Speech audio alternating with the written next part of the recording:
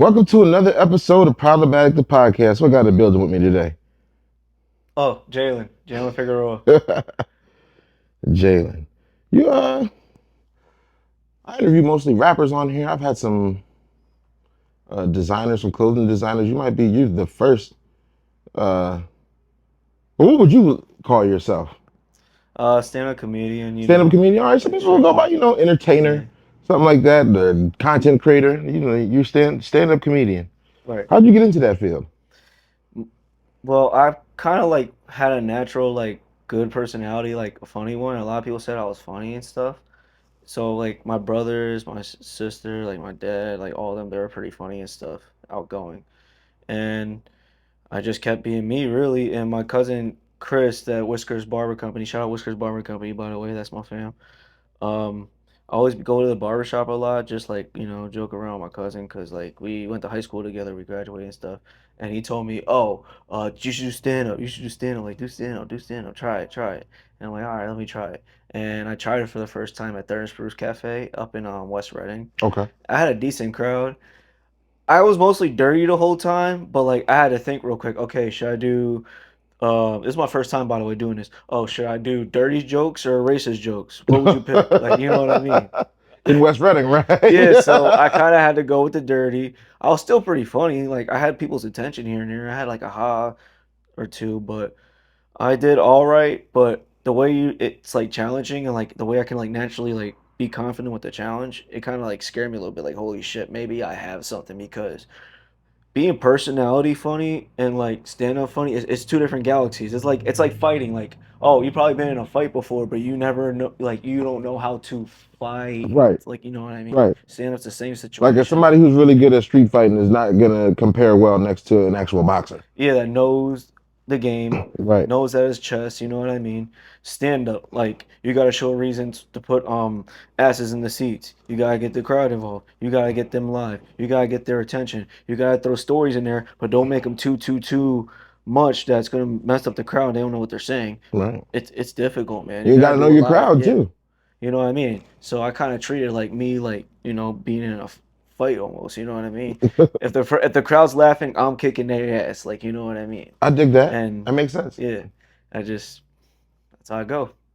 That makes sense. So that your first none of those jokes were written on your Yeah, first night. I They were? You were writing oh them the down the by then? first time? Yeah. No, no, no, no, no. You I just just went off the head. Yeah, I just did notes, like, the notes app on your phone, like the Hmm. iPhone. For sure. And I wrote like a couple things down and I did like 8 minutes there and I kind of wrote it, but it was going by topic. I didn't Okay. actually write until like I got to like Harrisburg and like Hershey and all that, and I see like people going to open mics with their notebooks and stuff, and I'm like, oh, what's going on here? And they were kind of like workshopping with each other, like writing jokes and stuff, and but they write it word for word. And I'm like, okay, let me try it. And I did it at Beer Wall. Like everything I did at Beer Wall, I absolutely wrote by Right. myself. And yeah, that's what I'm doing ever since. Writing your Just jokes writing. down. Yeah, so comedy did a lot of good things for me. Like in high school, I didn't give a shit, about stuff besides sports, like just Right. like everybody else. I could barely like write and stuff like that. Like, you know what I mean? I was always like in a nut ass reading class and stuff because I didn't really give a shit. And yes, I kind of have like a dyslexia and stuff. Now because of comedy, and I'm keeping it on with y'all, I'm writing because of comedy. I'm reading because of comedy. You know what I mean? Because I want to learn. Because I know I'm not that good yet. Because I started a year and a half ago. But like I can still swim if that makes sense. You know what I mean? Oh, for Like I'm not sure. good, but I can still swim. You know what I mean? For sure. I can And play ball. I can play ball, but I can't with fucking time you'll shoot. get better at it because you're learning Yeah, the fundamentals. You're learning that yeah, you can't go into these rooms naked. You gotta write. You know what yeah. I mean? It's You difficult. gotta put asses in the seats. You're learning that. You're learning the business aspect of it. You're teaching yourself that. You're not just going to shows. You're doing your own shows. You know what I mean? Yeah, just experimenting with all the, you know what I Yeah. mean? I mean, the worst comes to worst, so I'm still gonna be alright, you know what I mean? But I still gonna keep doing this, you know what I mean? Because I enjoy it and it's therapeutic. Technically, it's challenging, but it's therapeutic as shit. As it should be. Yeah. As it should be. You want to jump into anything that's super duper easy to do. No, hell no. Right. Everything in life's a challenge. I'm still learning. Yeah. Right. So, what motivates you? To do stand up, Yeah. just I guess my mental health because like it lets me talk a little bit. You know what I mean? Because I'm kind of like the person like, okay, like he's talking, he's here. I admit that for myself. But like when I do stand up, it's like a different type of power. You know what I mean? People are listening to me. People are feeling me with some of this stuff. Even if I suck, I can still know how to work the stage and stuff. So like it's just when you have that feeling like you're doing a challenge that's hard, but you can still like do it. It's a good feeling. You know what I mean? So yeah, Right. it's good. I like it. You're right, and you're acting it. It's kind of like in that an act, you know, like an opera almost. But it's not really because it's just the shit that you wrote that you're just doing. Make sense? Yeah, it does Yeah. for sure. I know I'm talking too much. No, no, no. You got that off. Yeah, Yeah. and I understood it. It didn't I can translate hear the very audience. well. They're saying, "Shut the fuck up, Jalen." See, luckily Fig. there's no stage here. That's Yeah. another thing. Like, would you ever do comedy in a room with no people?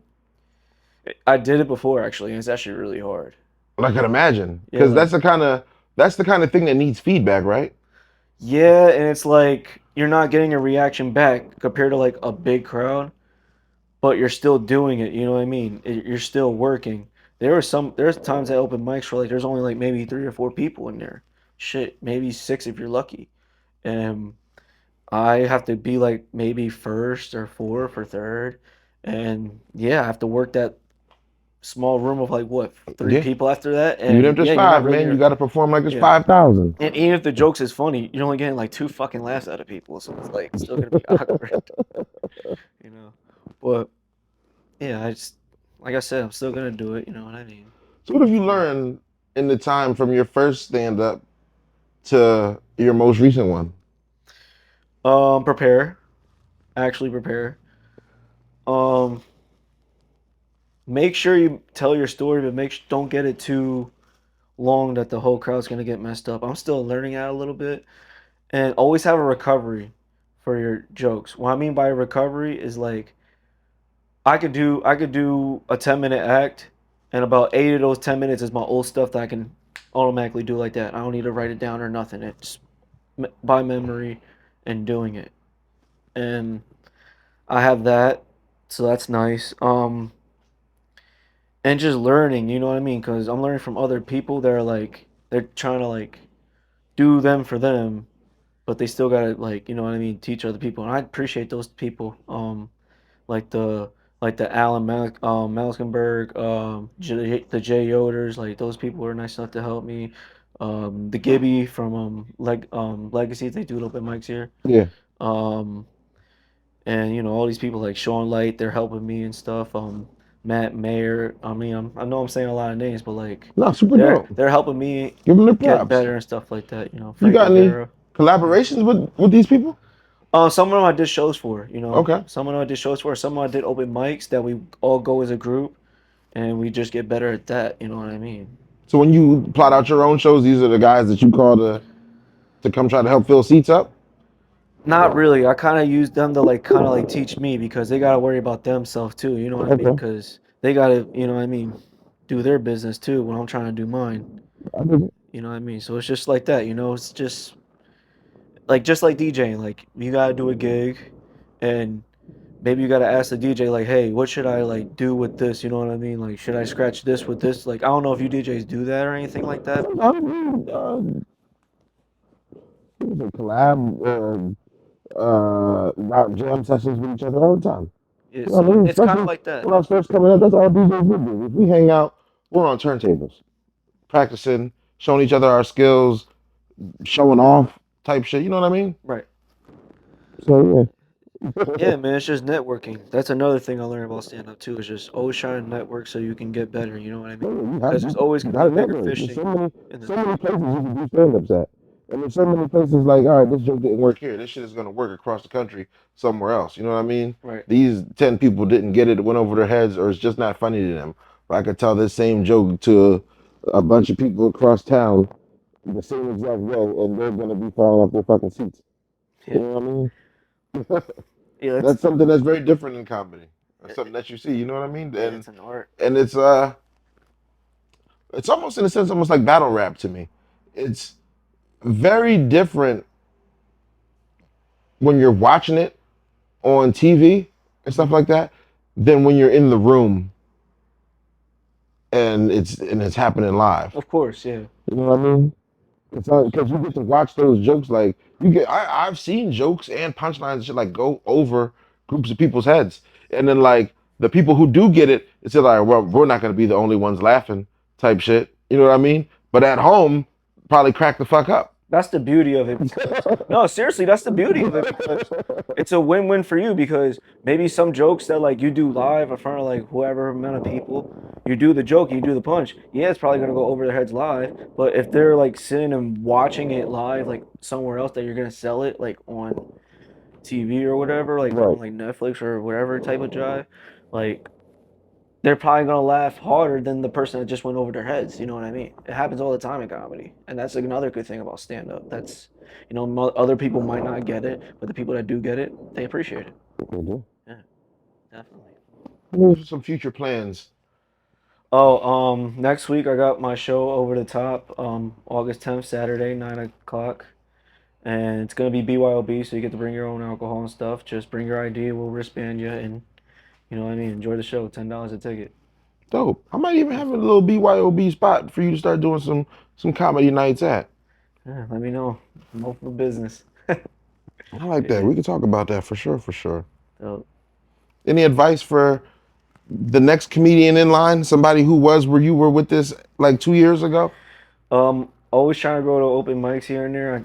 I'm not gonna lie, y'all. I was act like too cool for open mics. You know what I mean? Because I was trying to like act like I was the man. That's not gonna work in stand-up comedy ever. That's a rare thing to do. So always go to open mics if you're interested, because you gotta get comfortable either way. Write, but when you write, be confident what you write, and always have a backup plan for like stuff that you're confident with that you can just think on the run. You know what I mean? Those are like my three best advices for you. So, write, always go to open mics, get comfortable on the stage, and always like have like a joke or three that you're just confident with that you can just go with it. That's advice I can give you. That's good advice. Yeah. That's good advice. Personal interest, man. What do you be doing outside of comedy? Play a little bit of ball.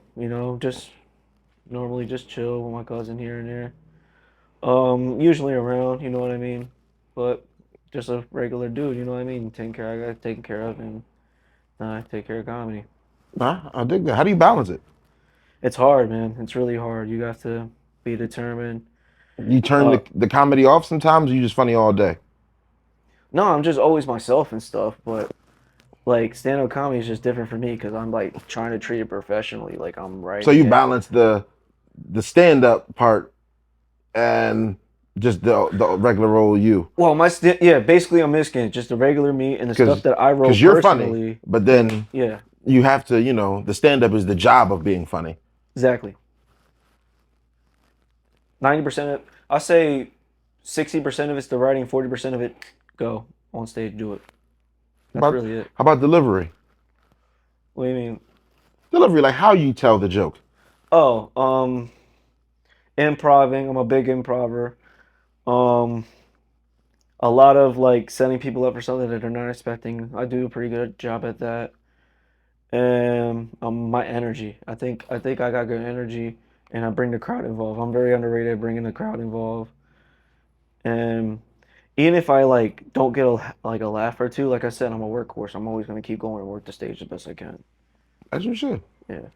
As you should. So tell the people where they can find you before we get out of here. You're gonna find me at Whiskers Barber Company in Exeter.